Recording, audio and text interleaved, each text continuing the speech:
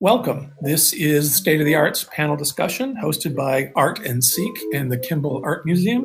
We're talking about taking it to the streets, the mural movement in Fort Worth. I'm Jerome Weeks, arts reporter, producer for KERA. The reason we decided to have this panel is that murals have a long history in Fort Worth, like the ones in Sundance Square.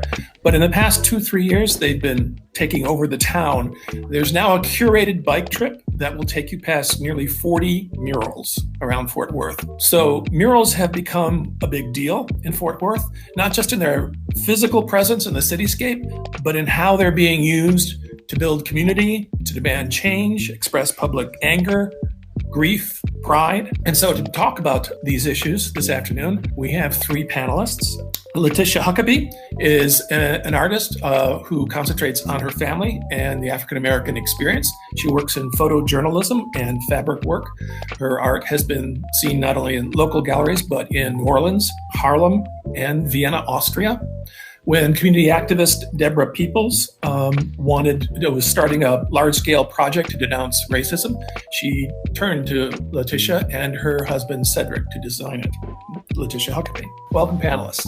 Because there's so many murals going up in Fort Worth, I wanted to hear from each of you if there's any particular one that's impressed you, anything that you think hasn't gotten the attention it deserves because it may be out of the way, or that has taken this kind of art form to a different level. Letitia? Yeah, a mural that really sticks out with me is one by an artist named Charles Gray that ended up on the Tarrant County Democratic Party building, but it was sort of an animated drawing of a young woman with earrings that said "Vote and Voice," and it was used to sort of turn out,